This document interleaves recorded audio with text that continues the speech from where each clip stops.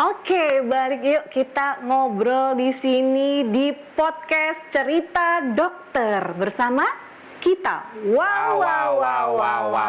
Hari ini kita bawa siapa, Mister? Oh, mungkin kita harus memperkenalkan diri nih. Yes. Saya Miss RL bersama dengan saya Miss KD, Mister KD.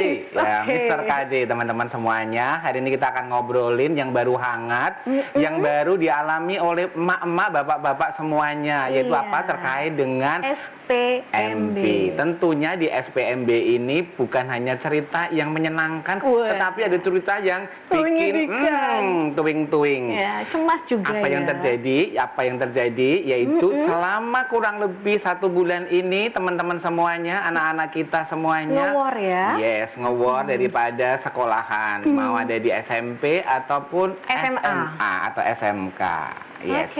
Apa yang terjadi di sana? Yes, teman-teman semuanya luar biasa. Kendalanya ya kan, kita pastinya nge-war itu ada ngeliatin journaling, kepental nggak nih gitu ya, ternyata jaraknya kok pada deket-deket, bikin stres, termasuk anak maupun orang tuanya.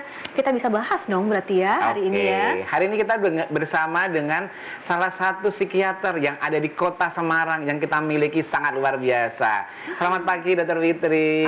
Silakan berkenalan kiri. Boleh dikenalin dokter kepada teman-teman yang hadir pada pagi hari ini.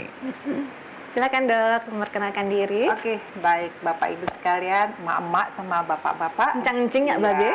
Oke semuanya. Saya Witri Sutati Wiryawati Rahayu. Saya adalah salah satu psikiater yang bertugas di Rumah Sakit Amino Gondohutomo Semarang. Oke, terkenal ya Dok ya? Rumah Sakit Amino itu di mana sih? Tetangganya TVRI ya sebetulnya. Iya betul, masih di daerah Pedurungan Timur. Dokter Fitri ini merupakan psikiater yang dimiliki ada di Kota Semarang atau di Provinsi Jawa Tengah yang ada di Pedurungan, teman-teman semuanya. Yes, Dokter Fitri, kalau kita bicara terkait dengan anak-anak yang sudah libur lama, ketika mereka mempersiapkan dari liburan sampai mereka ngedaftar sekolah, kemudian mau sekolah lagi, ternyata nggak gampang dokter gitu kan. Ada beberapa anak itu yang nanti ngalami sesuatu hal. Terutama untuk sekolah yang bahkan mungkin bukan ekspektasinya. Pengennya sekolah A, ternyata keterimanya di B, hasil dari nge-war tadi. Iya, betul. Teman-teman pada nggak ada, dia sendirian, kepental sendirian. Wah, ini agak feeling blue banget nih. Cemas pastinya, kecewa, cemas. Aduh gimana nanti besok aku ada temennya nggak nih? Rasa-rasa seperti itu kira-kira wajar nggak sih Dok? Baik, Dokter Ila dengan Pak Kandar. Bisa dijelasin dulu Kak ke para pemirsa SPMB itu gimana? Tadi soalnya Pak Kandar sama Dokter Ila sudah menyampaikan SPMB. Monggo dijelasin dulu. Teman-teman semuanya, mak-mak, bapak-bapak yang kemarin putra-putrinya sudah masuk di SPMB, tentunya selamat yang sudah keterima di sekolahan yang diinginkan sama putra-putrinya. Keren. Yang tidak diterima di sekolah yang diinginkan, tidak perlu berputus asa. Ya, karena jalan ke sana itu banyak sekali. Betul sekali. Apanya? Jalannya mau ke sana. Rintangannya ya. Banyak sekali akan ke sana. Singkatannya apa tuh Pak Kandar tuh? Yes. SPMB. Apa Dokter Ila? Saya juga lupa apa namanya. Penerimaan murid baru ya. Penerimaan murid baru. Soalnya sekarang banyak singkatan, jadi kita perlu jelaskan dulu ya.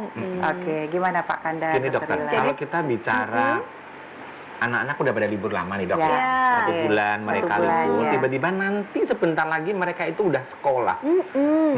Ternyata cocok banget nih, kita akan ngalami yang namanya school blues. Apa itu school blues betulnya? Ya, sekolah biru gitu ya? Sekolah biru kayaknya ya, gitu kan. Apa sih dok yang dialami back to school blues? Baik Pak Kandar, Dokter Ila. Jadi kita bicara anak dulu ya. Kalau kriteria anak itu menurut WHO itu di bawah 18 tahun ya. Jadi kriteria anak juga banyak ya, dari ada infant, ada toddler, ada remaja. Nanti kalau kita sekolah berarti kan kita membicarakan yang di atas kisaran usia 6 tahun sampai dengan 18 tahun. Berarti kurang lebih anak SD sampai dengan SMA gitu ya. Nah, ini tentunya kalau kita melihat anak-anak karakternya banyak nih ya. Beda lah anak SD, SMP, SMA gitu ya. pendampingannya, karakter-karakter mereka macam-macam.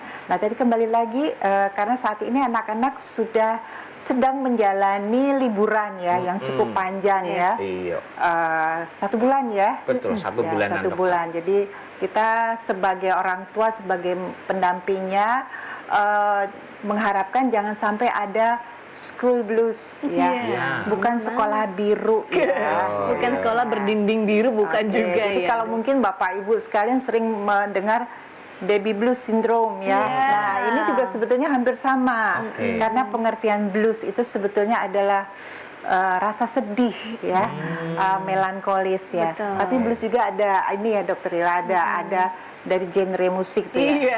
Genre blues. Ya, jadi sebetulnya blues ini diartikan bisa jadi adalah dia sedih kalau mau ke sekolah. Nah, ini mengantisipasinya gitu gimana ya? Gitu kita bahas di sini bersama-sama.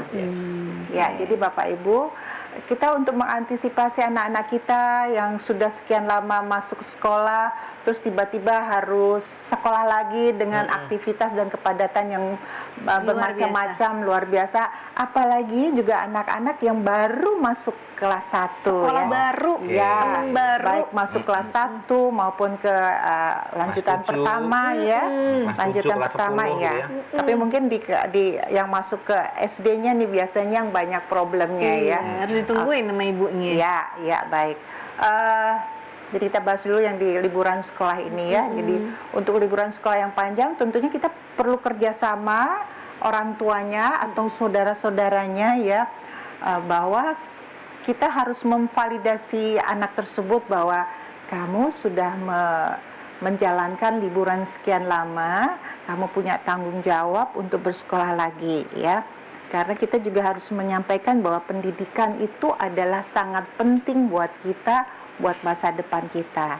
Nah, kurun waktu dari dia menjalankan liburan menuju sekolah, tentu kita juga sebaiknya menjelang masuk sekolah ya mungkin bisa 1 minggu ya.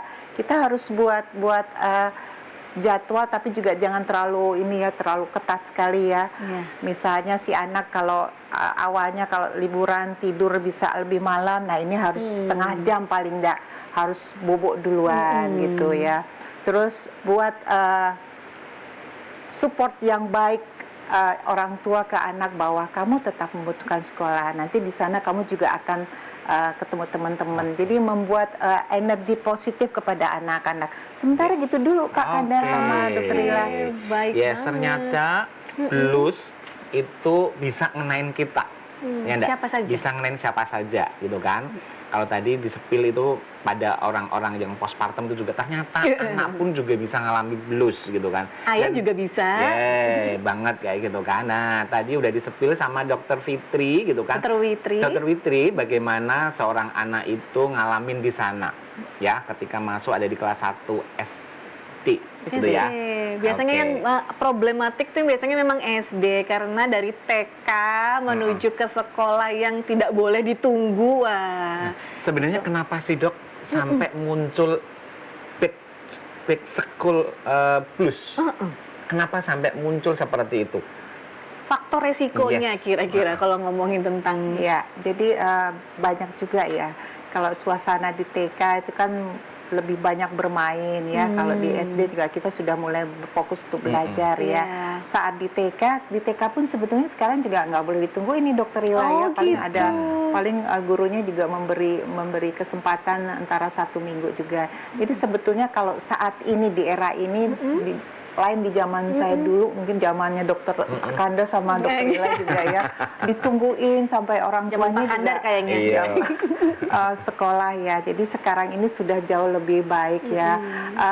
Disinilah perlunya keterlibatan orang tua untuk menyiapkan mental anak ya. Jadi mempersiapkan bahwa kelak kamu nanti dari TK kamu nyanyi, main, prosotan, tapi kalau nanti di SD sudah siap harus mendengarkan ibu guru, harus bisa menulis juga, termasuk juga teman-teman baru yang beda-beda. Jadi mengelola mental anak-anak itu juga sama pentingnya, Dokter Ila, Pak Kandar ya. Jadi inilah peran orang tua untuk memberikan support bahwa nak besok kamu sekolah, oke, nanti mama antar dulu sampai depan gerbang, selanjutnya kamu harus belajar mandiri ya.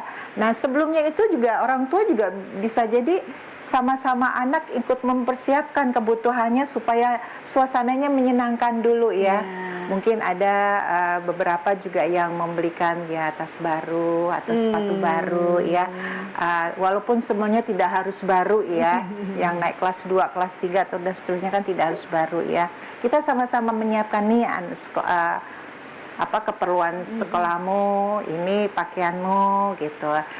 Diberitahu bahwa kamu nanti masuk sekolah idealnya kalau di sini jam 7 ya, jam 7. Jadi nanti kalau harus bangun tidur jam berapa, terus mandi dulu. Nah, komunikasi yang ringan ini yang bisa membuka dia bersemangat untuk ke sekolah. Oke, baik. Artinya komunikasi antara orang tua dengan anak itu memang sangat berperan penting untuk kesiapan anak mandiri gitu ya, Dokter ya? Oh iya, jelas, sangat penting ya. Walaupun orang tua sesibuk apapun tetap harus menyempatkan ketika anaknya akan masuk sekolah ya.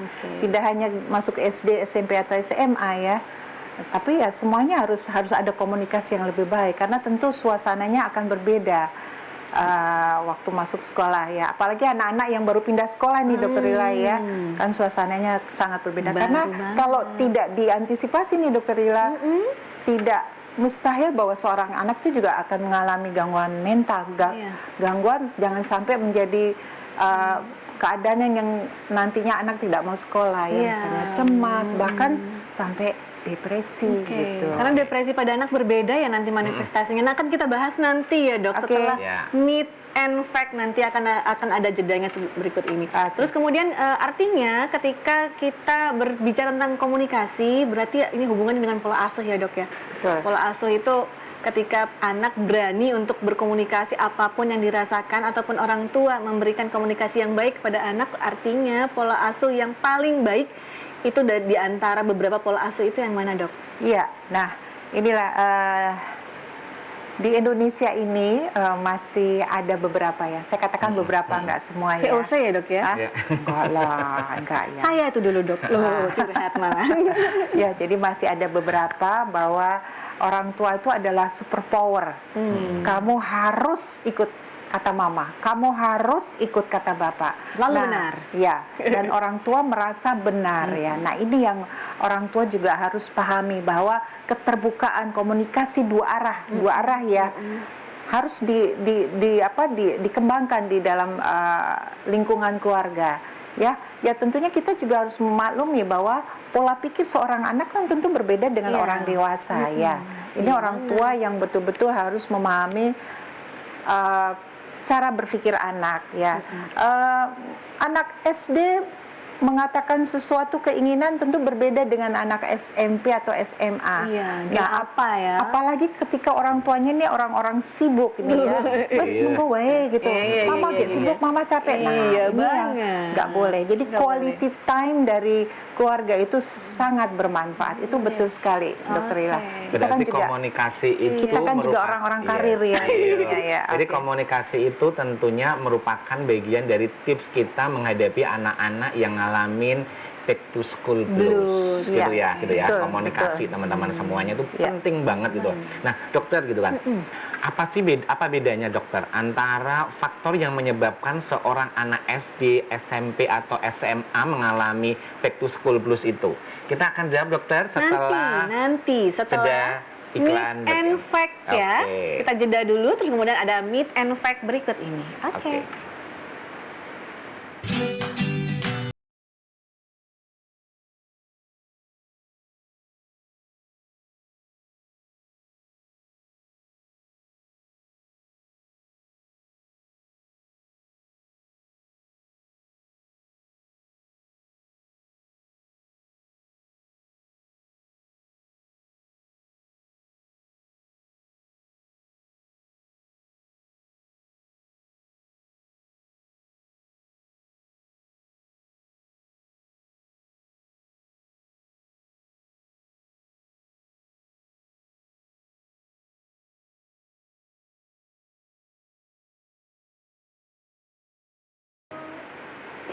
Oke, balik lagi kita ke cerita podcast dokter. Oke, tadi balik lagi sebelum kita ke Myth and Fact sebelumnya, kita berbicara tentang faktor yang mempengaruhi kenapa sih kok bisa back to school blues. Kalau dulu, apakah sama dengan yang sekarang? Zaman kan semakin bergeser ya, gen alpha dengan kerandomannya, gen Z ya. Apakah ada perbedaan nih, dokter betul. juga? Apakah dari SD, SMP, SMA? Feeling blue-nya itu beda nggak sebetulnya, dokter? Betul, dokter. Faktor resikonya dulu. Ya, oke, baik. Sebetulnya faktor resiko kalau terjadi yang tadi school blues itu ya bisa jadi terjadi pada semua anak, tapi kembali lagi tadi kita bisa kriteria anak itu menurut WHO itu kan 18 ke bawah ya. Tentunya anak-anak SD usia sekitar 6 sampai 12 tahun akan berbeda karakter pada anak-anak yang SLP di atas usia 12-15 tahun, apalagi pada anak-anak yang SLTA di atas usia 15 tahun ya. Kalau anak-anak SD kan belum semuanya mengalami masa pubertas ya. Cuma sekarang ini Dokter Rila, Pak Kandar ya, media sosial itu juga sangat berpengaruh. Jadi sebetulnya tidak hanya masalah umur aja ya. Jadi faktor-faktor digital itu ya, sosial media, TV dan pendampingan anak di rumah, termasuk pola asuh itu sangat berpengaruh. Jadi ayo para orang tua, ketika Anda semua sibuk ya, quality time Anda terhadap anak-anak harus sangat baik ya. Kalaupun kita butuh caregiver, butuh mbak, butuh neni, juga harus selektif ya. Jadi ya baik secara sehat mental maupun sehat fisiknya. Iya betul. Kalau nggak fisiknya ketularan gimana gitu. Jadi ya betul. Cara berkomunikasi dengan anak SD tetap berbeda. Umur juga sangat mempengaruhi. Kurang lebih begitu, Dokter Rila. Oke. Jadi beda-beda ya, Dok, beda-beda ya. ternyata teman-teman semuanya ketika kita berbicara faktornya. Yes. Bapak Ibu semuanya, tentunya banyak sekali yang bisa kita bicarakan ada di sini. Bener nggak sih yang namanya back to school blues itu macamnya apa saja? Yuk kita bareng-bareng ngelihat terkait dengan mitos dan fakta terkait dengan back to school blues. Silakan saudara kami dari Beni Sancaya akan bercerita terkait dengan mitos dan fakta. Dipersilahkan.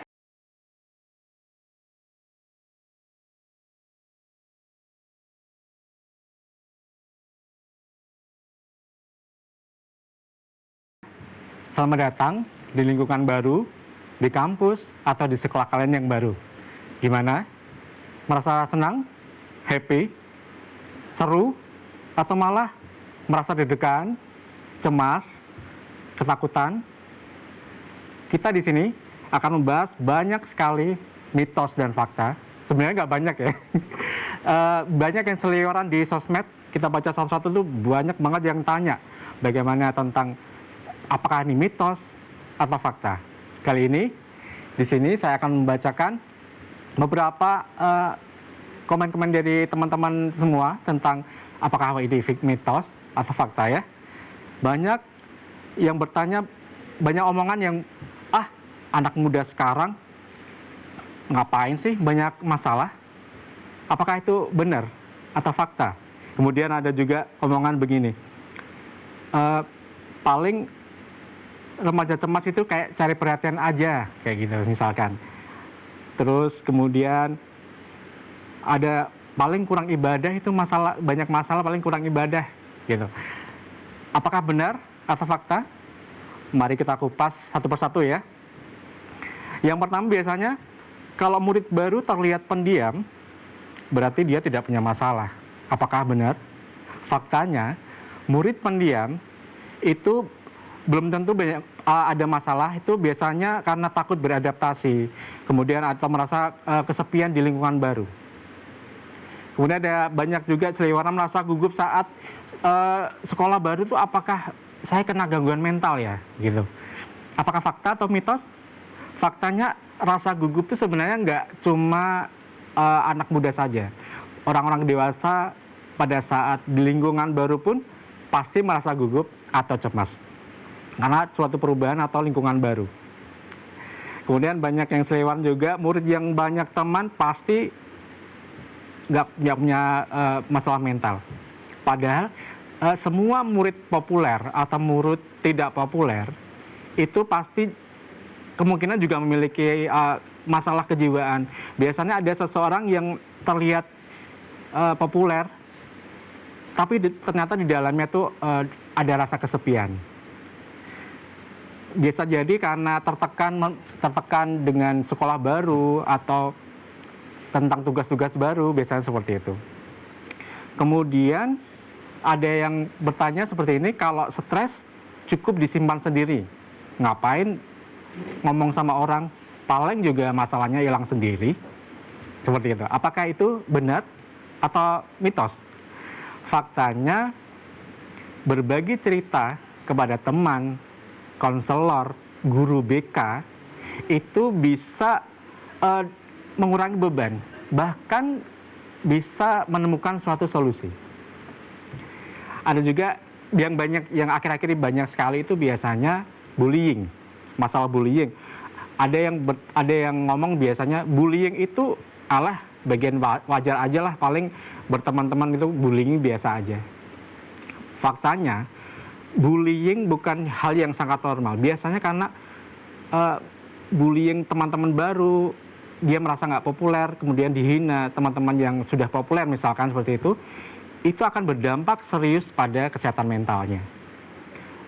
Prestasi belajar, kemudian juga rasa percaya diri untuk berteman, seperti itu ya. Kemudian ada juga yang tiba-tiba datang ke konselor siswa, dia konselor sekolah tuh, wah berarti dia punya gangguan jiwa itu. Apakah itu mitos atau fakta? Padahal faktanya konselor sekolah itu selalu hadir untuk membantu siswa menghadapi permasalahan terutama masalah jiwa ya. Jadi tidak harus masalahnya itu banyak dulu baru ke konselor. Masalah-masalah simpel siswa misalkan tidak punya teman atau mungkin tugas-tugasnya banyak, dia bikin stres, itu bisa langsung datang ke konselor. Kemudian ada pertanyaan juga, anak yang berprestasi paling tidak punya masalah mental.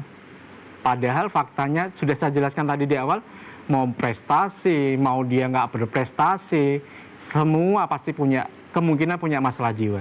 Makanya segera datang ke konselor. Ada juga yang bertanya kemarin, baru biasanya menangis, rindu dengan rumah, atau misalkan di pondokan tuh rindu dengan rumah, atau kemudian menangis karena teman-teman lamanya pindah, seperti itu. Itu apakah gangguan jiwa ya? Ada pertanyaan seperti itu ya. Padahal perasaan sedih, emosional, kemudian rindu pada saat di rumah atau teman-teman lama, itu hal yang wajar.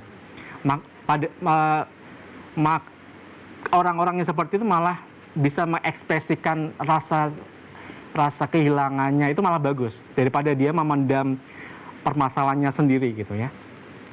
Kemudian ada pertanyaan dari teman-teman juga, kesehatan mental hanya penting saat ada masalah. Jadi ada yang bertanya, masalahnya apakah harus ada masalah besar dulu baru ke konselor, seperti itu. Padahal kesehatan mental itu sama dijaganya dengan kesehatan fisik. Jadi sama-sama penting. Kalau kesehatan mentalnya terganggu atau bermasalah, pasti kesehatan fisiknya juga bermasalah. Seperti itu. Kemudian ada mitos meminta bantuan, apakah itu tanda kelemahan? Padahal meminta bantuan itu adalah tanda keberanian atau langkah awal untuk dia menjaga kesehatan mentalnya itu dengan baik. Patut diapresiasi. Seperti itu. Menjadi murid baru bukan hanya mengenal lingkungan baru, tetapi yang terutama adalah mengenal diri kita sendiri. Tidak apa-apa merasa cemas, bingung, ketakutan, itu adalah suatu hal yang wajar. Jika melihat diri kita itu merasa cemas, takut, datanglah kepada teman, misalkan nggak berani ke konselor, ke teman dekati dulu. Kemudian jika belum ada solusi, ke guru BK dulu. Kemudian kalau belum ada lagi titik temu, ke konselor ahli, seperti itu. Terima kasih sudah berpartisipasi dengan kita. Tetap sehat jiwa. Sampai jumpa.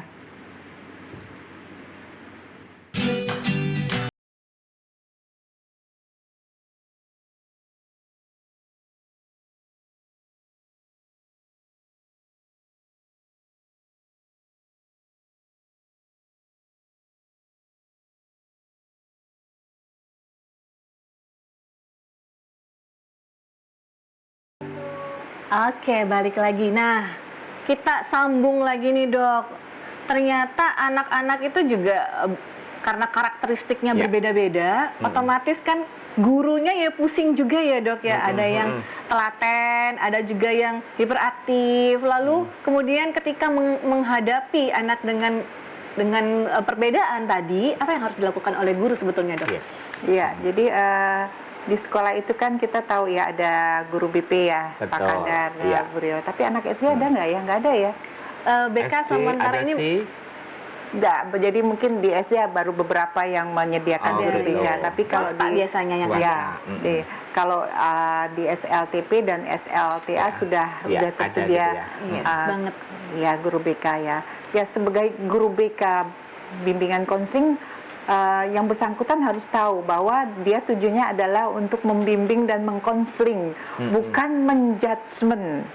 Ya, bukan menjudgment anak. Di-highlight ini ya, betul. Karena mohon maaf, kadang-kadang juga ada ya beberapa yang menjudgment, justru malah keadaan si anak malah menjadi semakin terpuruk ya. Tentu ya dengan kompetensi seorang guru BK ya silakan mengkonseling sesuai dengan apa sih yang harus disampaikan, kira-kira punishment dalam tanda petik punishment apa yang harus disampaikan, tapi sebaiknya memang harus ada komunikasi lagi ke dua arah dari guru BK dengan anak ya.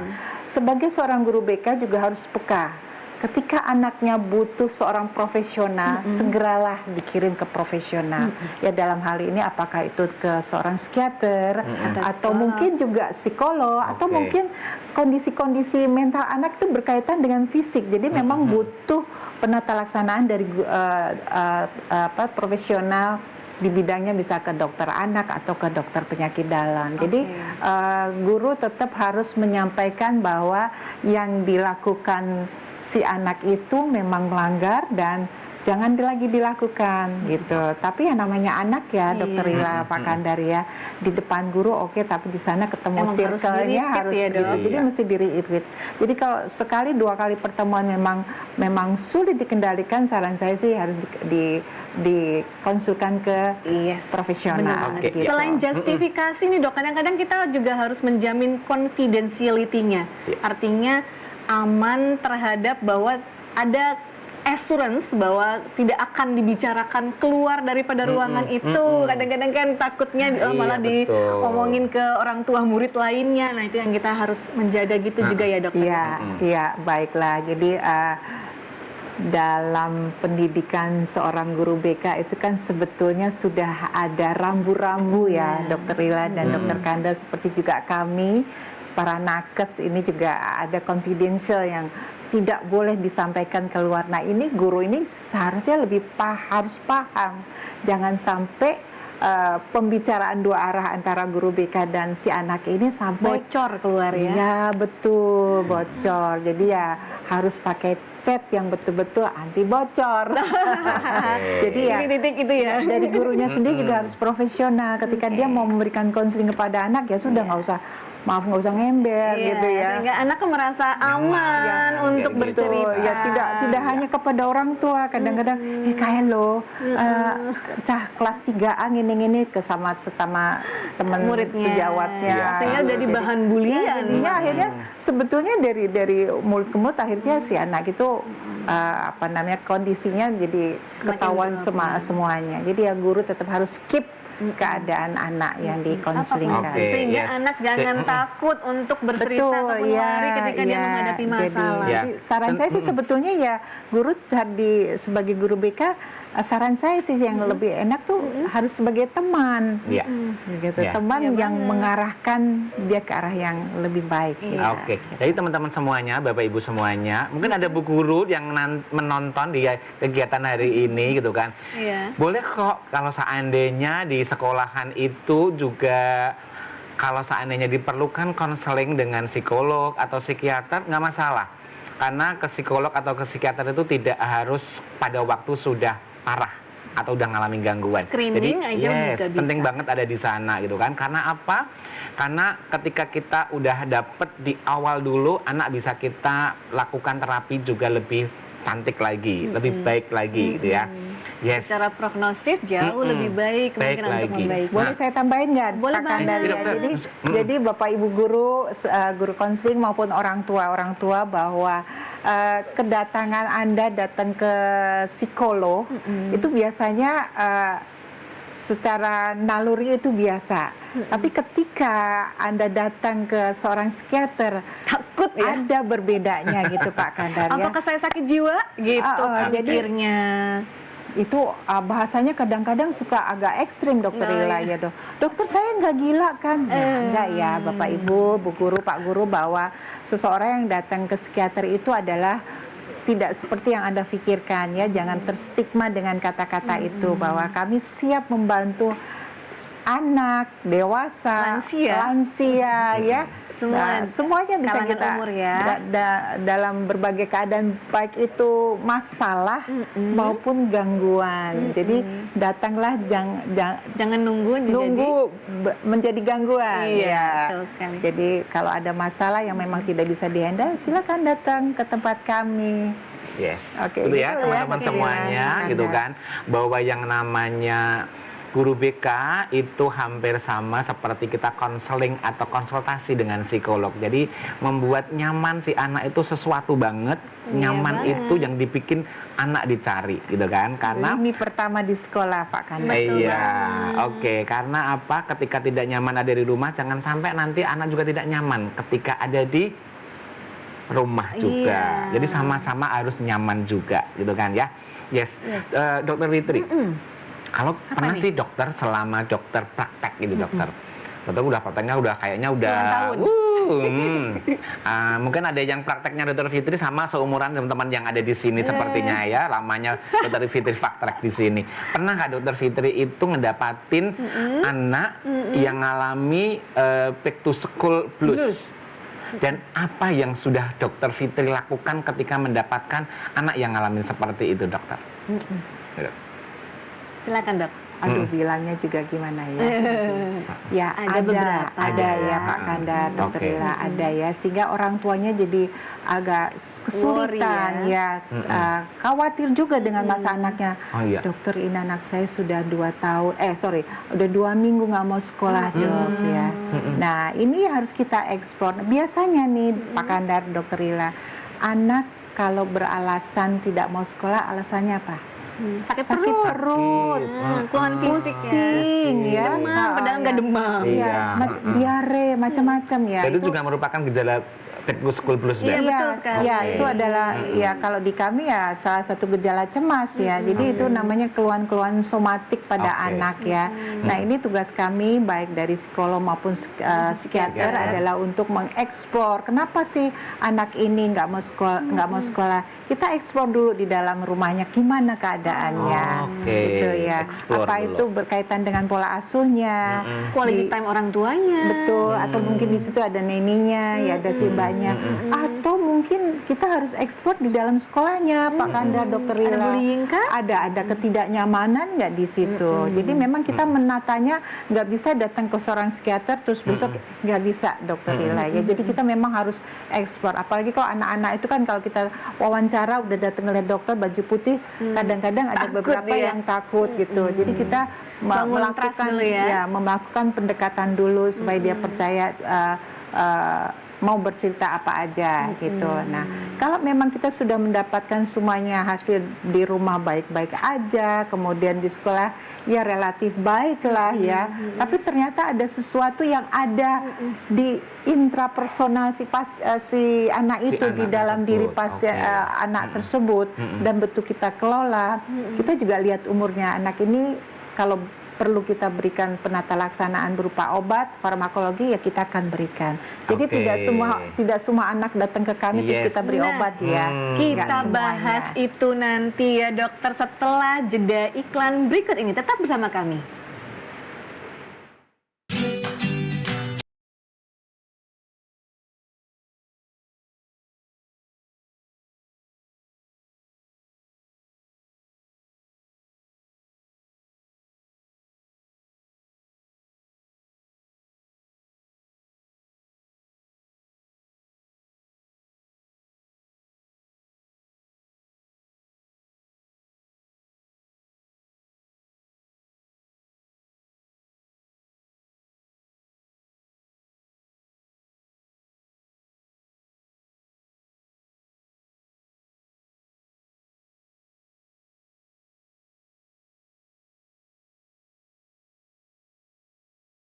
Oke, kita kembali lagi nih. Nah, tadi agak sedikit tertunda tentang bagaimana tata laksananya. Kadang-kadang orang tua tuh takut, Dok, kalau misalnya datang ke rumah sakit, ke psikiater lalu diberi obat. Takutnya itu kan gitu. Padahal nanti ketergantungan nggak? Nanti ngerusak organ nggak? Nanti jadi bodoh nggak? Gitu kan yang ketakutan. Apakah harus obat, dokter? Ya. Atau bagaimana? Silakan, Dok. Baik, ya. Jadi tadi seperti yang saya katakan sebelumnya bahwa seseorang datang ke kami sebagai seorang psikiater itu tidak semuanya harus diterapi gitu, enggak ya. Kita bisa melakukan pendekatan dua, farmakologi dan non-farmakologi gitu, Pak Kandar ya. Jadi kalau pada anak-anak yang usia SD gitu 6-12 tahun ya, juga itu kan obat-obatan farmakologi masih belum dianjurkan ya. Jadi kalau misalnya nanti karakter anak ini memang cenderung pendiam, blues tadi ya, di tempat kami ada play terapi ya, paling tidak nanti dia membangkitkan rasa trust ketika harus berhadapan dengan banyak orang gitu ya. Kemudian juga dari psikoterapi untuk kedua orang tuanya ya. Jadi itu terapi yang non farmakologis. Tapi kalau memang si anak ini memang sudah kita ketahui bahwa anak ini mengalami satu masalah bahkan menjelang kegangguan dan harus diterapi, tentu penata laksananya kita sesuaikan, Dokter Ila, melihat umur anak juga ya, dan tentu kebutuhannya juga minum obat. Dari kami itu seorang dokter kan memberikan obat sesuai dengan gejala klinisnya. Jadi insya Allah tidak akan bermasalah dengan yang ditakutkan oleh para orang tua. Justru kalau anaknya diberikan terapi akan membuat kualitas hidupnya lebih baik, terutama bersekolah. Ya, coba kalau nggak diobatin, ntar anaknya nggak mau sekolah, malah lebih nggak baik lagi. Masa depannya. Menarik gitu. sekali. Betul. Baik buat Bapak Ibu, jika mengalami hal yang kami sebutkan tadi, mungkin bisa datang ke rumah sakit terdekat ya yang ada psikiaternya. Mungkin untuk closing statementnya, dokter, silahkan. Untuk tips and trick menghadapi anak-anak yang mengalami back to school blues, dokter. Baik, dipersilahkan. Bapak Pak Kandar, Dokter Ila, bahwa keluarga itu kan merupakan suatu kumpulan yang mikro ya. Ya, jadi di tempat itulah anak itu harus ditumbuhkan rasa nyaman ya. Untuk itu para orang tua walaupun Anda juga sibuk, buatlah quality time sebaik mungkin ya. Kalau memang di rumah tersebut ada neninya, juga harus neninya tersebut harus diberikan arahan-arahan. Jangan lupa si anak itu kan tidak semata-mata harus sekolah-sekolah, dia juga tetap butuh healing kemudian olahraga bersama, bahkan hal-hal kecil, makan di luar bersama ya. Dan terutama yang terpenting adalah keterbukaan komunikasi antara orang tua dan anak. Buat anak itu juga mau terbuka dengan menarik sekali. Mungkin kita akhirin ini yang walaupun menariknya begini nih, masih ada segudang lagi itu gimmick. Jadi lucunya memang kalau kita ngelihat tadi ya, cerita-cerita dari Dokter Fitri udah melakukan layanan pada pasien-pasien anak remaja yang ngalamin back to school blues gitu kan. Itu ternyata terapinya itu bukan hanya tidak harus terapi obat gitu, Dok ya. Ada play terapi. Ada play terapi itu sangat luar biasa sekali kayak gitu kan. Jadi Bapak Ibu semuanya, Nyak Babe yang di sana gitu kan. Jadi banyak sekali yang bisa kita lakukan terkait dengan kegiatan-kegiatan kita menghadapi anak sekarang yang mengalami blues, cemas, sedih. Ngajakin refreshing nggak juga nggak sih Pak Kade, Mr. Kade? Aduh gimana sih ini mau sekolah lagi? Kemana ya, sama gitu Renzi? Jalan-jalan nggak? Enggak sih, kayaknya lihat film aja di Netflix gitu. Artinya quality time itu tidak harus banyak bertemu, tidak harus mengeluarkan biaya, jalan-jalan di alun-alun, bakso kan juga terjangkau. Itu juga merupakan terapi yang bisa kita berikan sama anak tuh, terutama gitu kan ya. Jadi Dokter Fitri, anak SMA itu kan dia mencoba ya. mencoba sesuatu yang baru, menuju dewasa soalnya ini. Padahal dia juga, aduh males banget nih mak, besok sekolah gimana sih, kayak gitu kan, saya harus gimana, kayak gitu kan. Gue banget tuh dulu. Iya kan, ya, itu saya harus gimana sih, gitu kan. Apalagi kalau seandainya dia adiknya diantar, kalau saya nggak diantar, suruh naik sendiri. Boleh nggak naik motor misalnya, kayak gitu kan. Belum waktunya, umurnya belum dapat SIM ya, iya. Bahaya juga. Gimana sih dokter, kalau kita hal-hal yang seperti itu gitu kan. Ya, anak SMA itu berarti kisaran 16 sampai 18 tahun ya. Iya. Kalau sekarang ini memang udah banyak anak-anak SMP aja udah banyak pakai motor ya. Tapi sebagai kita hidup di negara yang ada hukumnya ya.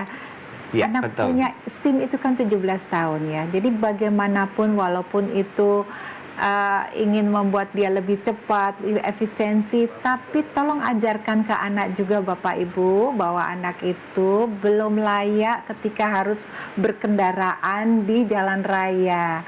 Karena secara hukum yang mempunyai SIM adalah baru 17 tahun. Jadi Bapak Ibu juga harus meluangkan waktu, apakah itu anaknya harus diantar jemput atau harus naik ke angkot. Nah, ini harus diberi pengertian ya. Walaupun seorang tuanya mampu membelikan kendaraan buat dia. Iya, nah, nanti kalau udah SMA masuk 17 tahun dia sudah bisa punya SIM ya silakan aja, tapi juga itu harus hati-hati. Selain secara hukum juga emosional mungkin ya, betul. Takutnya kebut-kebutan ataupun memang keseimbangannya belum terjaga banget. Ya, anak-anak usia-usia SMP, SMA itu kan juga masih emosinya, masih keakuannya itu kan luar biasa, apalagi dia masuk dalam circle-nya ya. Kalau nggak bisa nganter sendiri, zaman sekarang kan udah ada ojek online ya, itu lebih mudah. Zaman dulu kita kan jalan kaki ya, Dok. Terutama pada anak-anak itu kan juga keamanan ya sekarang ini, maaf ya,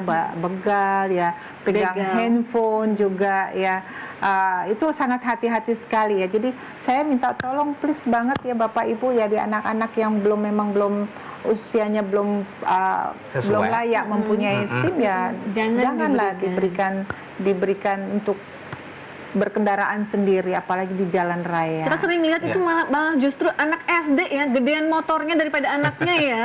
Oke, takut kesenggol kan ya jatuh gitu. Kita kembali lagi teman-teman semuanya, Bapak Ibu gitu kan, terkait dengan ini, terkait dengan bahwa anak-anak itu mengalami kecemasan ketika mau sekolah lagi. Ada kalanya dia punya pengalaman traumatis gitu kan. Ibu, boleh nggak nanti saya pindah kelas?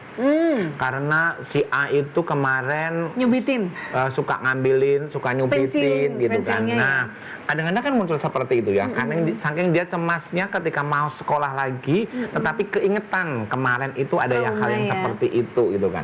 Nah, gimana dokter kita menyikapi anak yang seperti itu? Bener kan si anak kepingin aman kan gitu kan? Betul sekali sih sebetulnya. Bener kan ya, tetapi gimana sih kita menghadapin seperti itu? Orang tua haruskah ngomong sama si gurunya? Ataukah udah deh nak, enggak apa-apa, terima aja, gimana nih? Ya. Kalau di dalam kelas itu kan pasti ada wali kelas ya Pak Kandar ya. Nah, tugas wali kelas itu kan adalah memantau anak-anak muridnya yang di kelas tersebut ya. Jadi seorang wali kelas juga harus peka ya. Ya namanya anak-anak ada yang suka ngomongnya sembarangan, yang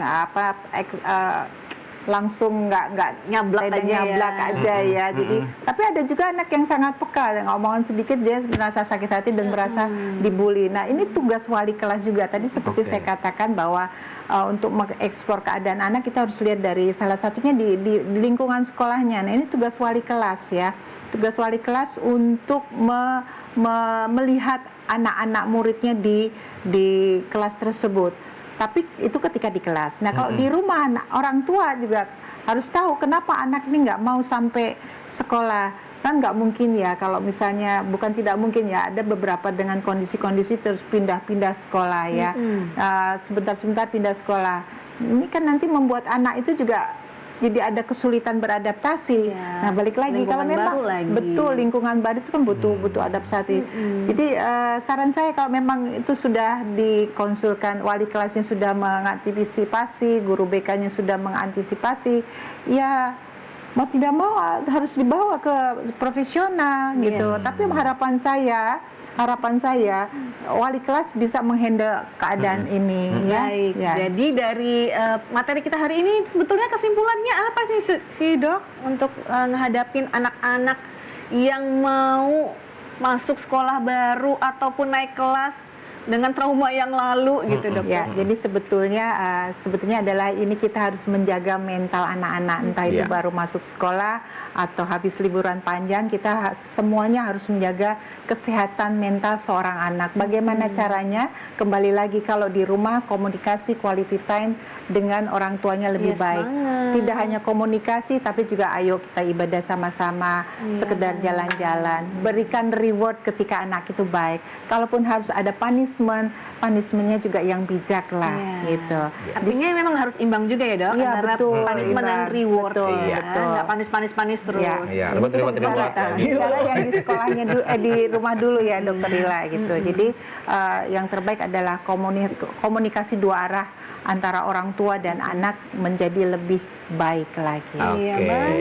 Sangat luar biasa sekali kegiatan pada pagi hari ini kita terkait dengan Back to School Blues. Oke, silakan Dokter Rila, apa yang akan kita sampaikan di akhir acara pada pagi hari ini? Karena saking menariknya, banyak materinya lagi, kita nanti ketemu di sesi yang lainnya lagi dengan narasumber yang pastinya sama menariknya dengan yang kita hadirkan saat ini. Oke, teman-teman? Teman-teman ya kita menyebutnya ya. Teman-teman jangan kemana-mana. Kita akan menyaksikan di minggu depan dengan sesi berikutnya. Oke, terima kasih semuanya. Dadah dulu dong, dadah.